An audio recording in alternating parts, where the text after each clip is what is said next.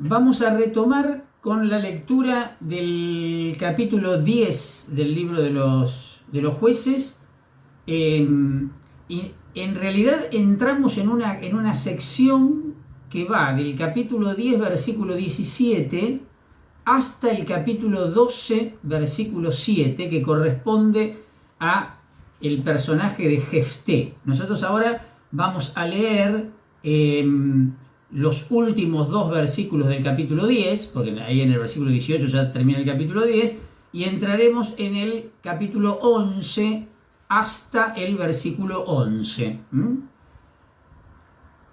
Dice así: los amonitas se concentraron y fueron a acampar en Galaad. También se reunieron los israelitas y pusieron su campamento en Mizpah.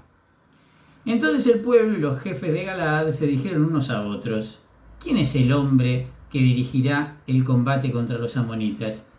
Él quedará al frente de todos los habitantes de Galaad.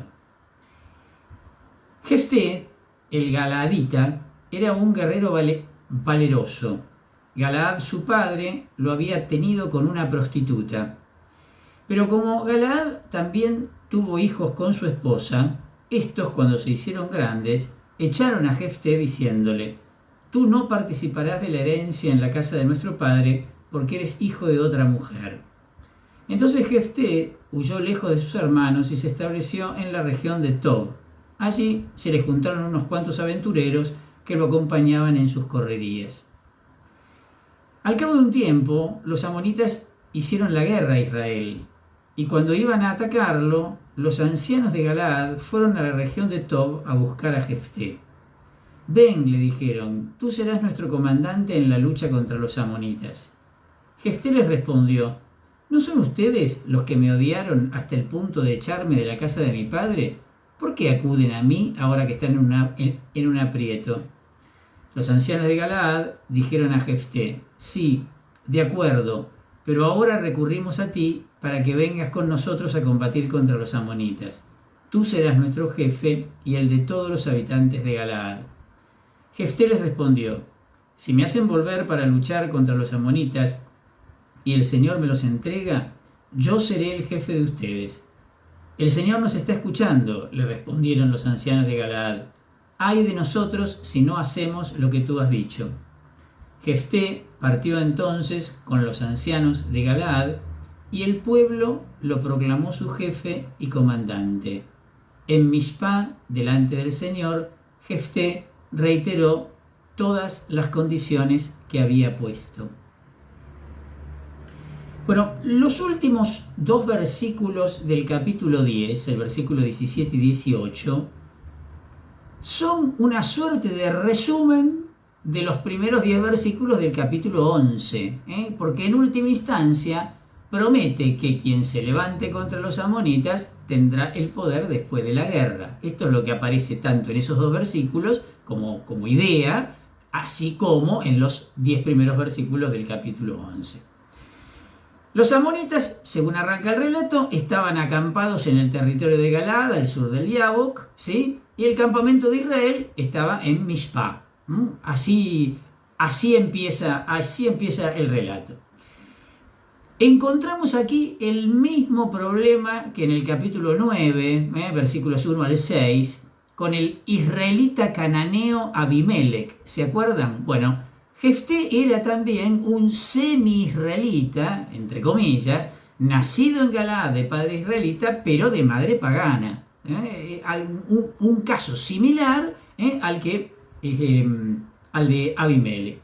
Rechazado y expulsado por sus hermanos, Jefté se convirtió en un salteador nómada que vivía entre el desierto y la ciudad, como era común que hubiese estos grupos en esta época, ¿no? Que no estaban plenamente asentados y que, para colmo, eran una amenaza permanente de los pueblos que ya estaban asentados sedentariamente, ¿no? En los versículos 4 al 10 aparece todo lo que está detrás de este versículo 18 del capítulo 10, ¿no? Me refiero a los del versículo 4 al 10 del capítulo 11, ¿no? El riesgo de que Jefté, este medio israelita, entre comillas, termine conspirando contra Israel es mucho menor que la certeza del ataque de los amonitas, que era inminente, ¿no? Bueno, por esa razón los ancianos de Israel juran solemnemente que si Jefté los lleva a la victoria contra Amón, él va a ser su jefe. O sea, fíjense qué interesante, va a pasar a ser el caudillo, que en este momento incluso es un forajido, digamos, se convertiría en este caso en rey, ¿no? En este sentido, en líder del pueblo, ¿sí? Continuamos con la lectura. Vamos a leer ahora, siempre el capítulo 11, del versículo 12 al versículo 28. Después Jefté envió mensajeros al rey de los amonitas para decirle: ¿qué tenemos que ver tú y yo para que vengas a atacarme en mi propio país? El rey de los amonitas respondió a los mensajeros de Jefté: lo que pasa es que Israel, cuando subía de Egipto, se apoderó de mi territorio desde el Arnón hasta el Yabok y el Jordán. Ahora devuélvemelo por las buenas. Jefté volvió a enviar mensajeros al rey de los amonitas para decirle: así habla Jefté: Israel no se apoderó del país de Moab ni del país de los amonitas. Cuando subía de Egipto, caminó por el desierto hasta el Mar Rojo y después llegó a Cadés. Entonces envió mensajeros para que dijeran al rey de Edom: por favor, déjame pasar por tu país. Pero el rey de Edom no les hizo caso. También envió mensajeros al rey de Moab, pero tampoco éste quiso acceder, y entonces Israel se quedó en Cadés. Luego tomó por el desierto, bordeando el territorio de Edom y de Moab, y así llegó hasta la parte oriental del país de Moab. Acampó al otro lado del Arnón, sin violar la frontera de Moab, porque el Arnón está en el límite de Moab. Luego envió mensajeros a Sihón, el rey de los amorreos que reinaba en Hesbón, y le dijo: por favor, déjame pasar por tu país hasta llegar a mi destino. Pero Sihón, que desconfiaba de Israel, no lo dejó pasar por su territorio, sino que reunió a toda su gente, acampó en Yasá y atacó a Israel. El Señor, el Dios de Israel, entregó en manos de los israelitas a Sihón con todas sus tropas. Israel los derrotó y ocupó todo el país de los amorreos que habitaban en esa región. Así ocuparon todo el territorio de los amorreos, desde el Arnón hasta el Yabok y desde el desierto hasta el Jordán. Y ahora que el Señor, el Dios de Israel, ha desposeído los amorreos delante de su pueblo Israel, ¿lo vas a desposeer tú a él? ¿No tienes acaso lo que te dio en posesión tu Dios Quemos? Así también nosotros tenemos todo lo que nos ha dado en posesión el Señor nuestro Dios. ¿Vas a ser tú más que Balac, hijo de Zippor, rey de Moab? ¿Se atrevió él a entrar en litigio con Israel o le hizo la guerra? Cuando Israel se estableció en Hesbón y sus poblados, en Aroer y sus poblados, y en todas las ciudades que están a orillas del Arnón, hace ya 300 años, ¿por qué ustedes no las recuperaron? Yo no te ofendí, eres tú el que procede mal conmigo si me atacas. Que el Señor, el juez, juzgue hoy quién tiene razón, si los israelitas o los amonitas. Pero el rey de los amonitas no tuvo en cuenta lo que Jefté le había mandado decir. Este diálogo de los mensajeros en realidad está rompiendo la unidad del relato. La situación, ¿cuál es? Los amonitas estaban reclamando esta región como si fuera suya. La mayor parte del texto se refiere al territorio que estaba ubicado al este del Jordán, la famosa Transjordania, que pertenecía a Moab y no a Amón, en realidad. Tal vez el trasfondo de este incidente se remonte a una época en que Amón había conquistado parte de Moab en el sur y reclamaba las tierras que habían sido conquistadas a Moab por Sihón, el famoso rey de los amorreos, y que luego fueron conquistadas por Israel. Podría ser este el contexto. La respuesta, recuerda que yo supongo que ustedes habrán hecho memoria mientras leíamos recién, ¿no? Al regresar de Egipto, los israelitas pidieron permiso para atravesar Edom y Moab. Esto lo leímos cuando estábamos recorriendo el libro de los números. Esto está en el libro de los números en los capítulos 20 y 21. se les negó el permiso y por eso ellos bordearon las fronteras de Edom y Moab y no se dirigieron al oeste hacia la tierra prometida directamente, como hubiese sido mucho más fácil. Por eso tuvieron que hacer toda la vuelta por la Transjordania y después tuvieron que terminar cruzando el Jordán para poder entonces sí ingresar a la tierra prometida. Todo eso lo hicieron porque no los dejaron pasar, ¿sí? Y no solo se les negó de nuevo el permiso para pasar, sino que además Sihón los atacó, lo que está en el capítulo 21 del libro de los Números, y se vuelve a mencionar en el capítulo 2 del libro del Deuteronomio. O sea, a ver, en conclusión, todo este territorio había sido legítimamente concedido por Yahvé a Israel a través de la guerra santa. Entonces, evidentemente, bueno, obviamente que estamos leyendo la versión de Israel, ¿no? Por supuesto, pero bueno, este es el descargo que hace Jefté, o mejor dicho, los mensajeros que envían, ¿no? En el versículo 24 llama la atención la referencia a Quemos, porque Quemos era el dios de Moab, no el dios de Amón. Algunos piensan que esta equivocación puede ser obra de un escriba que simplemente se equivocó. O tal vez lo que se quiere decir aquí es que ni el Dios ni el rey de Moab pudieron impedir que Israel tomara posesión del territorio. Y que si los amonitas ahora habían logrado someter a Moab, ya era demasiado tarde para reclamar los antiguos territorios moabitas que Israel tenía desde hace tanto tiempo. Habla directamente de 300 años. Un despropósito lo que aparentemente estaría reclamando Moab. Por lo menos esto es lo que da a entender esta suerte de diálogo, mejor dicho, de respuesta, ¿no? Continúo la lectura de los versículos 29 al 33. El Espíritu del Señor descendió sobre Jefté, y éste recorrió Galaad y Manasés, pasó por Mizpá de Galaad, y desde allí avanzó hasta el país de los amonitas. Entonces hizo al Señor el siguiente voto: si entregas a los amonitas en mis manos, el primero que salga de la puerta de mi casa a recibirme cuando yo vuelva victorioso, pertenecerá al Señor y lo ofreceré en holocausto. Luego atacó a los amonitas y el Señor los entregó en sus manos. Jefté los derrotó desde Aroer hasta cerca de Minit. Eran en total 20 ciudades, y hasta Abel Keramim. Les infligió una gran derrota, y así los amonitas quedaron sometidos a los israelitas. Aquí, en el versículo 29, aparece la continuación del versículo 11. ¿Sí? ¿Se acuerdan que acabamos de decir que este diálogo de estos emisarios cortaban el hilo del relato? Bueno, aparentemente se está aludiendo a una reunión de tribus como ya nos tiene acostumbrado el libro de los jueces. Lo mismo había ocurrido en el capítulo 4, en el capítulo 5, en el capítulo 6 y en el capítulo 7. Bueno, vuelve a ocurrir algo parecido. No estamos hablando de la reunión de la anfitrionía de las 12 tribus, sino estas reuniones parciales de tribus para ser más fuertes ante los enemigos que se les iban presentando, ¿no? Las tribus implicadas acá entonces eran Gad, Manasés y Efraín.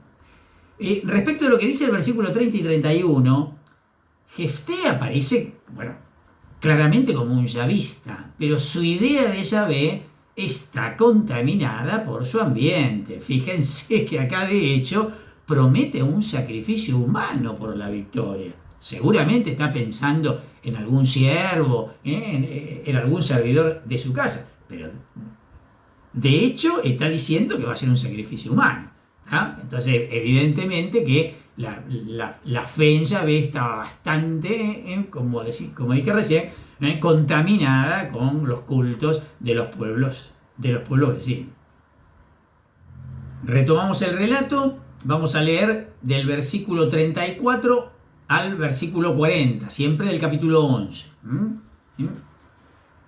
Cuando Jefté regresó a su casa en Mizpá, le salió al encuentro su hija bailando al son de panderetas. Era su única hija, fuera de ella Jefté no tenía hijos ni hijas. Al verla, rasgó sus vestiduras y exclamó: hija mía, me has destrozado, tenías que ser tú la causa de mi desgracia. Yo hice una promesa al Señor y ahora no puedo retractarme. Ella le respondió, Padre, si has prometido algo al Señor, tienes que hacer conmigo lo que prometiste, ya que el Señor te ha permitido vengarte de tus enemigos, los amonitas. Después añadió, solo te pido un favor, dame un plazo de 2 meses para ir por las montañas a llorar con mis amigas por no haber tenido hijos. Su padre le respondió, puedes hacerlo. Ella se fue a las montañas con sus amigas y se lamentó por haber quedado vieja. Al cabo de los 2 meses regresó y su padre cumplió con ella el voto que había hecho. La joven no había tenido relaciones con ningún hombre. De allí procede una costumbre que se hizo común en Israel. Todos los años, las mujeres israelitas van a lamentarse durante 4 días por la hija de Jefté, el Galaadita. Bueno, tragedia total, ¿sí?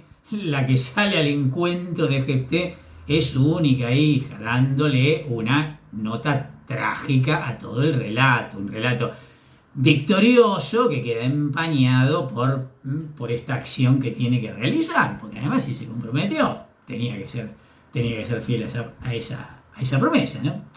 El padre ofrece a su hija en holocausto luego de un periodo en el que ella llora por el hecho de morir sin hijos. Miren el tema, bueno, ya lo venimos viendo hace rato, ¿no? El tema de la importancia de la descendencia, ¿no? Al punto no es que llora porque me voy a morir, no, llora porque me muero sin hijos, principalmente. Bueno, la historia del voto se conservó sin duda para explicar la costumbre del duelo anual que se describe en el versículo 40. Ingresamos en el capítulo 12, vamos a leer los primeros 7 versículos. Los hombres de Efraín se reunieron, cruzaron el Jordán en dirección a Zafón y dijeron a Jefté, ¿por qué fuiste a combatir contra los amonitas y no nos llamaste para que fuéramos contigo? Ahora vamos a prenderle fuego a tu casa contigo adentro. Pero Jefté les respondió, mi pueblo y yo estábamos en un grave conflicto con los amonitas. Yo les pedí ayuda a ustedes, pero no vinieron a salvarme. Al ver que nadie venía en mi ayuda, marché contra los amonitas arriesgando mi propia vida, y el Señor los entregó en mis manos. ¿Por qué entonces han subido hoy a hacerme la guerra? Jefté reunió a todos los hombres de Galaad y atacó a Efraín. Y los de Galaad derrotaron a los efraimitas que decían despectivamente, ustedes los de Galaad son fugitivos de Efraín en medio de Manasés.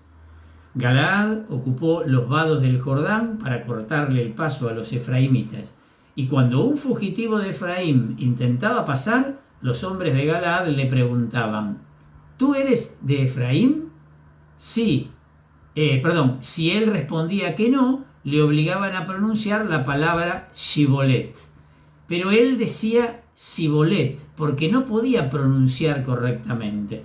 Entonces lo tomaban y lo degollaban junto a los vados del Jordán.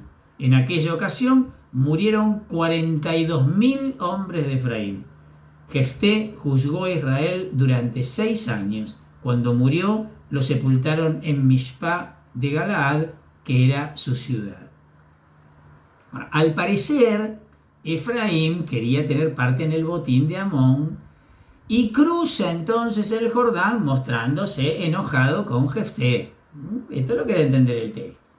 Efraín consideraba que le pertenecía el territorio situado al frente, en el lado este del Jordán. Lo mismo que la tribu de Manasés, que tenía también posesiones en ambas riberas del río, un poco más al norte.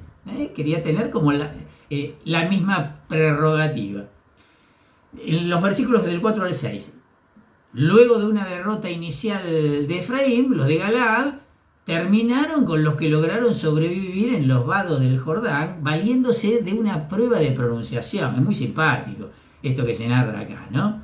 Shibolet significa crecida o corriente de un río. Los de Efraín conocían la palabra, pero por lo que da a entender el relato, los delataba la pronunciación del sonido de la S, y entonces se daban cuenta de dónde provenían. Bueno, la conclusión original del primer redactor estaba probablemente, del ciclo de Jefté me refiero, en el capítulo 11, versículo 33, cuando dice, les infligió una gran derrota y así los amonitas quedaron sometidos a los israelitas. Ahí hay como una primera conclusión.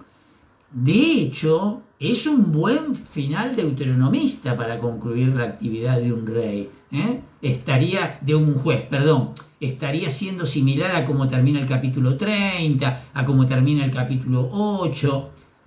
Cuando el segundo redactor añadió la escena del cumplimiento del voto, la última parte del capítulo 11, y el relato de Efraín que acabamos de leer, estos 6 primeros versículos, cerró toda la saga de Jefté con una nueva conclusión, el versículo 7, que es típica de los relatos de los jueces menores. ¿Sí? Si ustedes se fijan y van para atrás, los jueces menores terminan con esta fórmula normalmente. Aparecen ahora 3 jueces seguiditos, muy brevemente mencionados. Vamos a empezar con el primero, Ibzán. Vamos a leer entonces capítulo 12, versículos 8 al 10. Después de Jefté, juzgó a Israel Ibzán, que era de Belén. Tenía 30 hijos y 30 hijas. Él casó a sus hijas con extranjeros y trajo 30 mujeres extranjeras para sus hijos. Fue juez en Israel durante 7 años. Cuando Ibzán murió, lo sepultaron en Belén. Bueno, ojo, Belén no es la de Judá, sino la que está en Zabulón, cerca de Nazaret. Los matrimonios que se realizaban fuera del entorno familiar tenían por objeto alguna alianza entre pueblos, ¿no? La conquista de un territorio se daba muchas veces o por la guerra o cuando hay un pueblo más poderoso se casaba con las princesas de los pueblos vecinos, quedaba ese pueblo vecino anexionado al territorio del pueblo más poderoso, ¿no? Esto era común. Después, en la época de David y Salomón, justamente esa va a ser una gran diferencia entre David y Salomón. David extendió las fronteras de Israel a través de la guerra, mientras que Salomón lo hizo a través de los casamientos con las princesas vecinas. Claro, eran una potencia en ese momento, entonces evidentemente ni siquiera necesitaban hacer la guerra, o ninguno se les atrevía a enfrentarse en batalla, mejor dicho, ¿no? Vamos con el siguiente. Leo siempre en el capítulo 12, los versículos 11 y 12. Después de él juzgó a Israel Elón, que era de Zabulón. Fue juez en Israel durante 10 años. Cuando murió Elón, el zabulonita, lo sepultaron en Ayalón, en territorio de Zabulón. Bueno, Elón fue otro juez de la tribu de Zabulón. La noticia sobre él es el mejor ejemplo del cuadro esquemático para referirse a los jueces menores. Está el esquema puro en este juez. El nombre es el de un clan de Zabulón que ya había aparecido, ya lo habíamos leído en el capítulo 46 del libro del Génesis, en el capítulo 26 del libro de los Números. Vuelve a aparecer acá ese mismo nombre. Continúo con los versículos 13 al 15, siempre del capítulo 12. Después de él juzgó a Israel Abdón, hijo de Gilel, que era de Piriatón. Tenía 40 hijos y 30 nietos, que iban montados en 70 asnos, y fue juez en Israel durante 8 años. Cuando murió Abdón, hijo de Gilel, lo sepultaron en Piriatón, en la montaña de Efraín, en territorio de Saalim. Piriatón está al sudeste de Siquem, en las montañas de Efraín, en lo que se suelen llamar las montañas de Efraín. Bueno, claramente la descendencia numerosa era signo de riqueza y de importancia social, ¿no? En el versículo 15, el texto hebreo dice, en la montaña de los amalecitas.